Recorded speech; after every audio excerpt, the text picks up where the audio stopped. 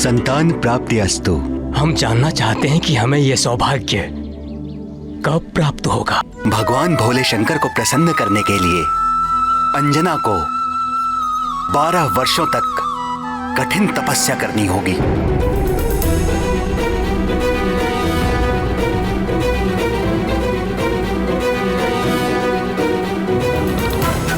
यहां से दक्षिण में त्रिलिंग देश में वेंकटाचल नामक पर्वत है, जिसे वाराह क्षेत्र भी कहते हैं। भगवान श्री विष्णु के तीसरे अवतार श्री आदि वाराह ने पृथ्वी का उद्धार करने के पश्चात उसी स्थान को अपना सतत निवास स्थान चुन लिया था।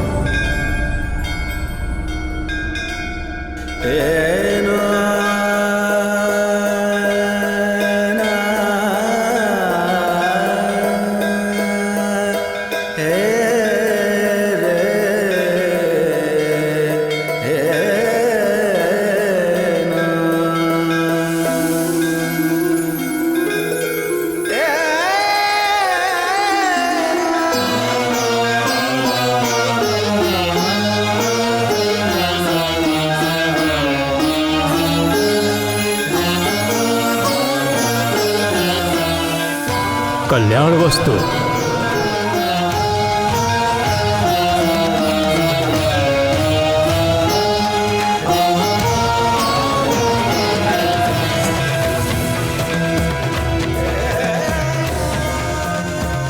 उसके उपरांत आकाश गंगा तीर्थ में स्नान करके तपस्या आरंभ करना। भगवान उमाकांत अवश्य कल्याण करेंगे।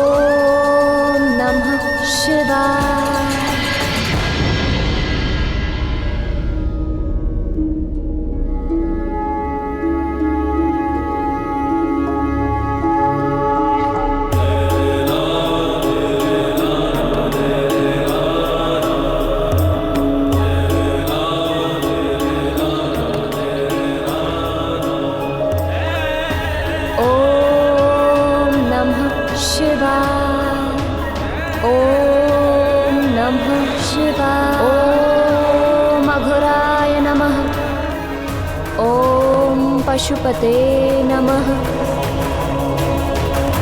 ओम नमः शिवाय। ओम नमः शिवाय।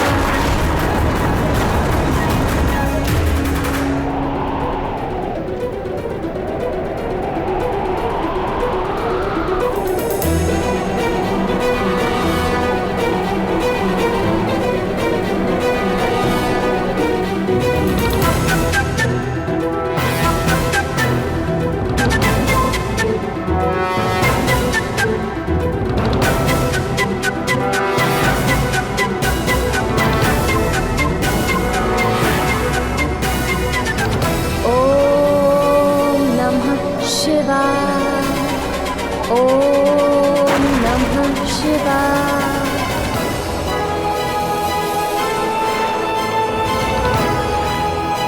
ॐ पशुपते नमः। इसी प्रकार कठोर तप करते हुए 12 वर्ष व्यतीत हो गए।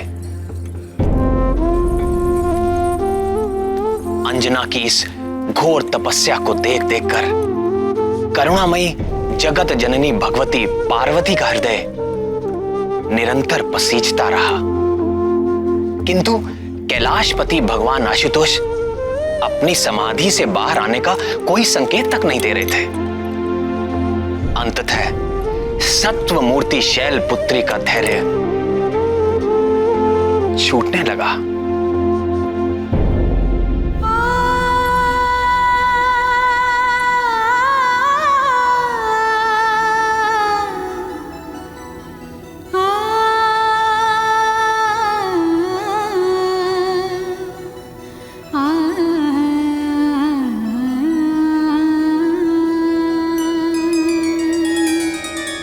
हे शशि शेखर, आंखें खोलिए। अंजना के तप से समस्त लोग कंपित हो उठे हैं। हे दीनानाथ, आप तो आशुतोष हैं, अपने भक्तों पर शीघ्र प्रसन्न हो जाते हैं। फिर अंजना के घोर तपस्या को तो 12 वर्ष बीत चुके हैं प्रभु, आप कब प्रसन्न होंगे? उस दीन के प्राण संकट में है दीनबंधु, दया कीजिए। आपके अंश का अवतार काल भी निकट आ पहुंचा है। आंखें खोलिए स्वामी और उसे उसकी तपस्या का फल दीजिए। आंखें खोलिए स्वामी और उसे उसकी तपस्या का फल दीजिए।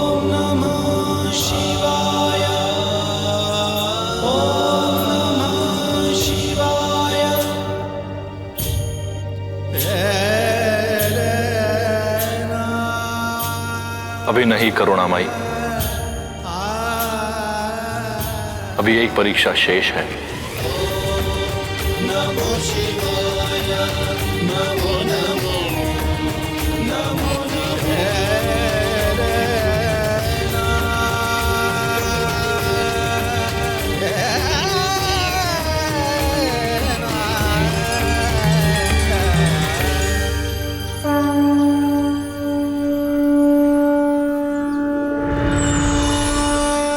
अंजना, तुम्हारा कल्याण हो पुत्री। तुम्हारी तपस्या पूर्ण हुई। आंखें खोलो पुत्री।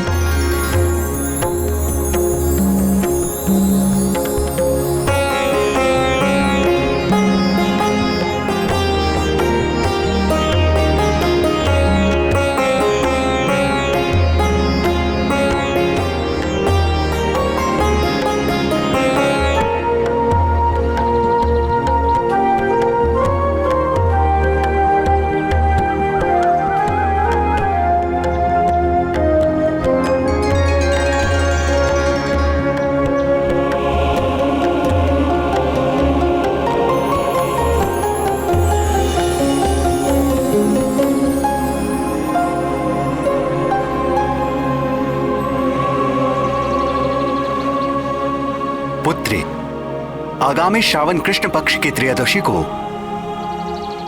देवाधिदेव महादेव साक्षात तुम्हें दर्शन देंगे और आशीर्वाद प्राप्त होगा। उनके स्वागत का प्रबंध करो पुत्री। और ध्यान रहे पुत्री, भगवान भोले शंकर के सत्कार में कोई त्रुटि ना होने पाए।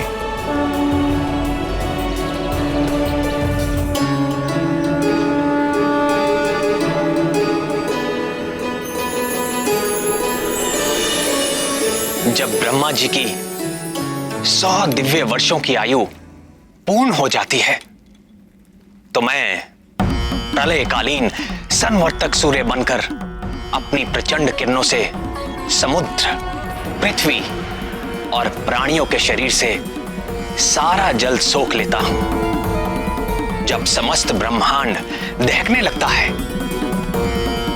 तो मैं ही प्रलयकालीन मेघ के रूप में सहस्रों वर्षों तक मोटी मोटी धाराओं से इस समस्त ब्रह्मांड को जलमग्न कर देता हूं। तब पृथ्वी जल में विलीन हो जाती है, जल तेज में, तेज वायु में, वायु आकाश में, और आकाश अहंकार में लीन हो जाता है, अहंकार महतत्व में, और महतत्व मूल प्रकृति में लीन हो जाता है।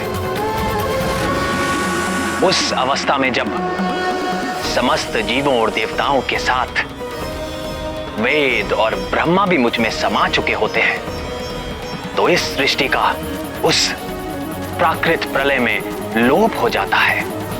फिर नवीन सृष्टि का समय आने पर मैं समस्त सृष्टि के तत्वों व उनकी एकता के द्वारा एक विराट शरीर की रचना करता हूं। उसी विराट शरीर की नाभि से नवीन ब्रह्मा प्रकट होते हैं।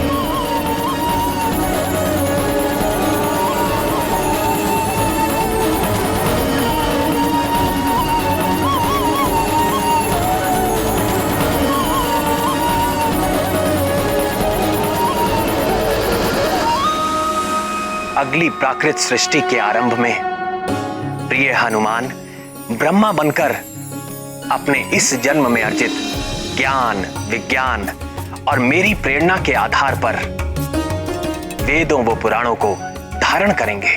तत्पश्चात रजोगुण का आश्रय लेकर संकल्प शक्ति मात्र से सृष्टि कार्य में संलग्न होंगे और भू, भुआ और स्वह नामक त्रिलोकी की रचना करेंगे।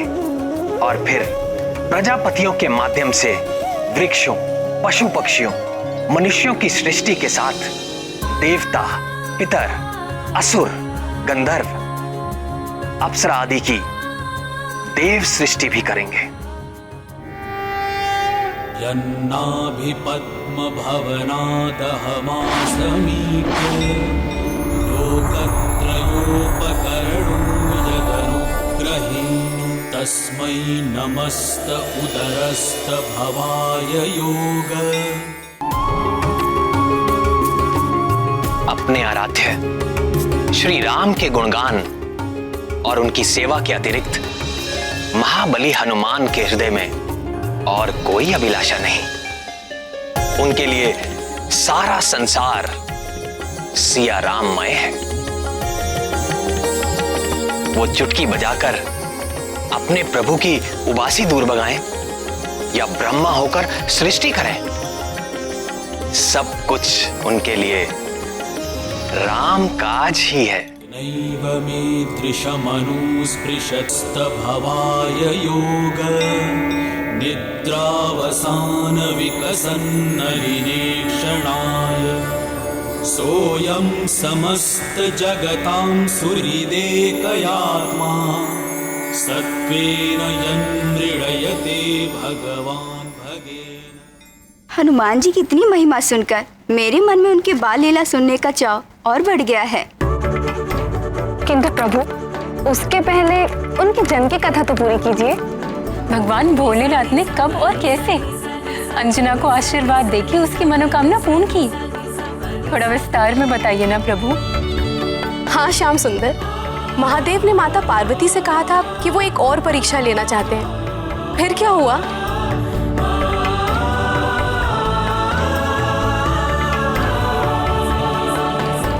अंजना और केसरी को कहां यह ज्ञात था? वो तो भगवान नंदीश्वर के स्वागत का आयोजन कर उनकी प्रतीक्षा कर रहे थे। अंततः श्रावण कृष्ण पक्ष की त्रयोदशी का मंगलकारी दिन आ ही गया।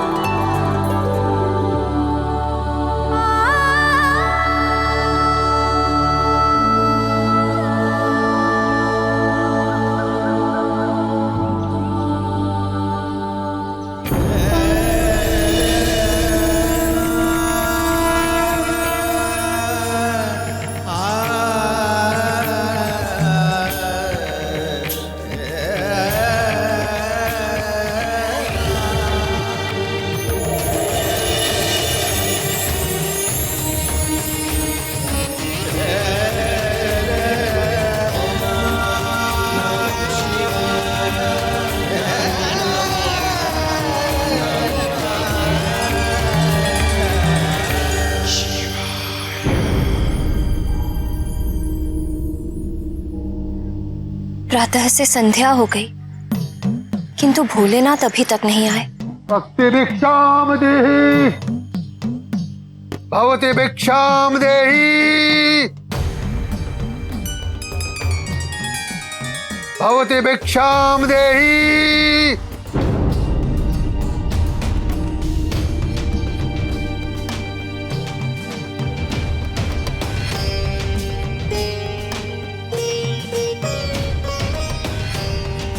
भवति भिक्षाम देहि।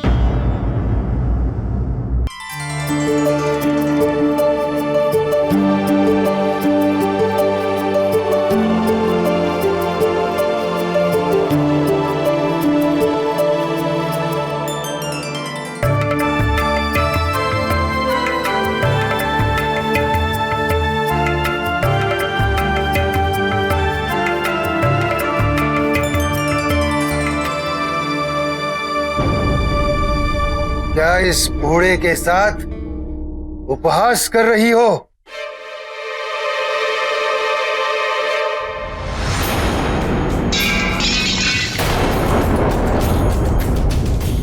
तेरे आधे दांत टूट चुके हैं, आधे दांत सड़ चुके हैं। मुझे रसीले पकवान खिलाओ।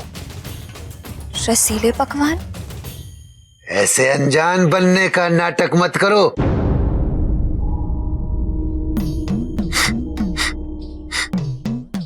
तुम्हारी रसोई में 56 भोग पकाए गए हैं और मैं बड़ी दूर से तुम्हारी उस सुगंध के पीछे यहां तक चला आया हूं। मैं वो भोग लगाए बगैर तुम्हारे इस द्वार से नहीं जाने वाला हूं।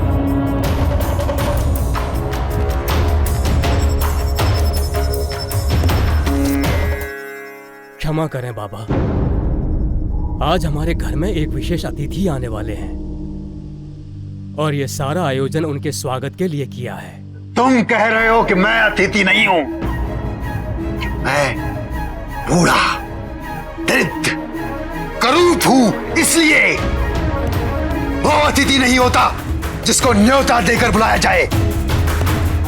अतिथि वही होता है जो बिना बुलाए किसी भी तिथि में चला जाए। नहीं नहीं बाबा, मेरी बात का अर्थ ये था कि ये सब हमारे इष्ट नहीं, अनिष्ट होगा तुम्हारा।